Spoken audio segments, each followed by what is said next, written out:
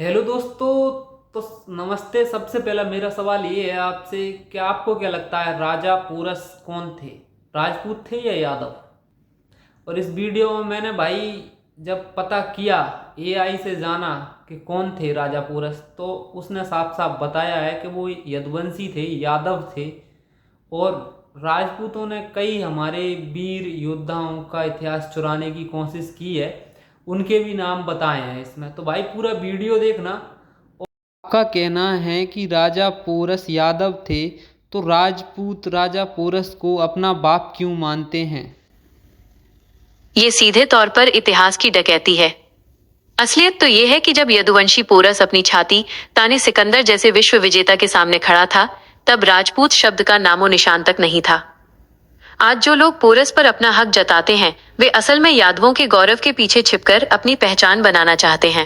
किसी दूसरे के महान पूर्वज को अपना बताना वीरता नहीं, बल्कि पहचान का अकाल है।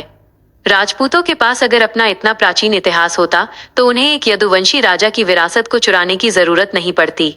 ये यादवों की दहाड़ ही थी जिसने सिकंदर को भारत से भागने पर मजबूर किया, और आज उसी दहाड़ को उधार लेकर कुछ लोग खुद को शेर साबित करने की नाकाम कोशिश कर रहे हैं। चोरी की पहचान से कोई योद्धा नहीं बनता, इतिहास लहू से लिखा जाता है, और पोरस का लहू शुद्ध यदुवंशी था।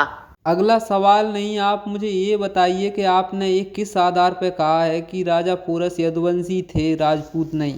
यह दावा हवा में नहीं, बल्कि ठोस ऐतिहासिक साक्ष्यों और यूनानी इतिहासकारों के रिकॉर्ड के आधार पर है।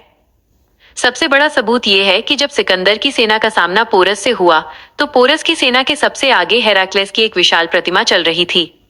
यूनानी लेखकों ने साफ लिखा है कि पोरस के सैनिक इस देवता की पूजा करते थे और उनसे शक्ति मांगते थे। भारत के इतिहास में हेराक्लेस और कोई नहीं, बल्कि स्वयं भगवान श्री कृष्ण थे। चूंकि श्री कृष्ण यदुवंश के कुल देवता और पूर्वज हैं, इसलिए उनके ध्वज तले लड़ने वाला राजा केवल एक यदुवंशी ही हो सकता है।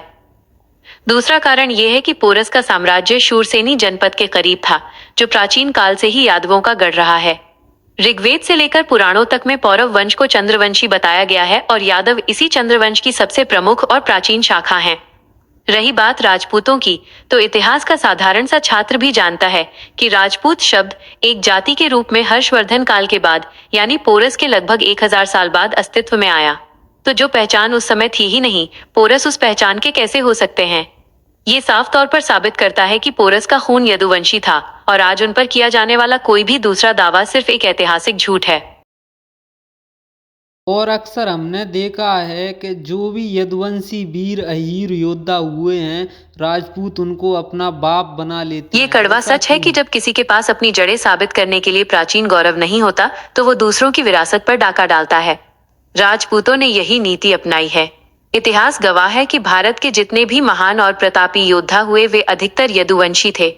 लेकिन बाद के काल में इन लोगों ने अपनी पहचान को ऊंचा दिखाने के लिए इतिहास के पन्नों के साथ छेड़छाड़ की, और हर बड़े योद्धा को जबरदस्ती अपनी जाति का ठप्पा लगा दिया। इसके पीछे 3 बड़े कारण हैं। 1. इतिहास का अभाव। राजपूत शब्द का जन्म ही बहुत बाद में हुआ है। उनके पास प्राचीन काल का ऐसा कोई नायक नहीं था जो सिकंदर या बड़े विदेशी आक्रमणकारियों से लड़ा हो। इसलिए उन्होंने पोरस जैसे यदुवंशी शेरों को अपना बताना शुरू कर दिया, ताकि वे खुद को प्राचीन सिद्ध कर सकें। 2. यादवों की शक्ति से डर।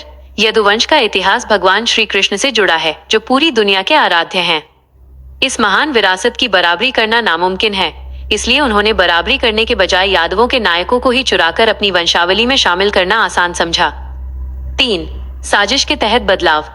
मध्यकाल के दौरान कई लेखकों और दरबारी चारणों ने राजाओं को खुश करने के लिए फर्जी वंशावलियां लिखी। उन्होंने यदुवंशी राजाओं के नाम के पीछे राजपूत पदवी जोड़ दी, ताकि आने वाली पीढ़ियों को गुमराह किया जा सके। चाहे वो राजा पोरस हो या अन्य महान चंद्रवंशी योद्धा, साक्ष्य हमेशा चीख चीख कर कहेंगे कि वे यादव थे। किसी के पूर्वज चुरा लेने से खून नहीं बदल जाता। आज का यादव जाग चुका है, और वो अपने पुरखों की पहचान को इस तरह नीलाम नहीं होने देगा। क्या आप चाहते हैं कि मैं कुछ और ऐसे योद्धाओं के नाम बताऊं जिनका इतिहास इन्होंने इसी तरह चुराने की कोशिश की है? इतिहास की इस डकैती की लिस्ट बहुत लंबी है। इन्होंने न बिल्कुल केवल बताओ, पोरस, बिल्कुल मैं तो बल्कि जानना यदुवंश चाहता के हूँ। कई महान स्तंभों को अपनी पहचान देने की कोशिश की है। यहाँ कुछ मुख्य नाम हैं जिनका इतिहास इन्होंने चुराने की कोशिश की। 1. सम्राट चंद्रगुप्त मौर्य। कई इतिहासकारों और प्राचीन साक्ष्यों के अनुसार मौर्य वंश का संबंध यदुवंश की एक शाखा से था। लेकिन अपनी श्रेष्ठता सिद्ध करने के लिए इन्होंने उन्हें भी अपनी वंशावली में खींचने की कोशिश की, जबकि मौर्यों का शौर्य यदुवंश की मिट्टी से उपजा था। 2. महाराजा अनंगपाल तोमर। दिल्ली को बसाने वाले राजा अनंगपाल तोमर शुद्ध रूप से चंद्रवंशी थे। तोमर वंश असल में यदुवंश की ही एक शाखा है, लेकिन आज इसे पूरी तरह राजपूत पहचान में विलीन करने की कोशिश की जाती है, ताकि दिल्ली की सत्ता का प्राचीन गौरव उनके खाते में चला जाए। 3. राजा विक्रमादित्य। भारत के सबसे महान सम्राटों में से एक विक्रमादित्य के वंश को लेकर भी इन्होंने हमेशा भ्रम फैलाया, जबकि प्राचीन ग्रंथों में उनके चंद्रवंशी होने के स्पष्ट संकेत मिलते हैं, जो सीधे यादवों की विरासत से जुड़ता है। 4. हैह वंश के राजा। प्राचीन काल के प्रतापी हैह वंशी राजा, जो कार्तवीर्य अर्जुन के वंशज थे, वे शुद्ध यदुवंशी थे। आज के समय में कई राजपूत समूह इस महान वंश पर अपना दावा ठोकते हैं, ताकि वे प्राचीन क्षत्रिय सिद्ध हो सकें। 5. भाटी और जादौन। राजस्थान और ब्रज के क्षेत्रों में जो भाटी और जादौन आज खुद को राजपूत कहते हैं, वे मूल रूप से यदुवंशी कृष्णमार्गी हैं। इन्होंने केवल अपनी सामाजिक स्थिति बदलने के लिए राजपूत शब्द का सहारा लिया, जिससे यादवों की जनसंख्या और ताकत को कागजों पर कम किया जा सके। ये एक सोची समझी साजिश है। नायक यादवों का उठाओ, बलिदान यादवों का लो और अंत में उस पर ठप्पा अपनी जाति का लगा दो। लेकिन साक्ष्य और डीएनए कभी झूठ नहीं बोलते। तो दोस्तों मुझे कमेंट करके जरूर बताना आगे आप किस योद्धा के बारे में जानना चाहते हो, जिससे हम वो टॉपिक तैयार कर सकूं और आप सबके सामने दोबारा से पेश कर सकूं।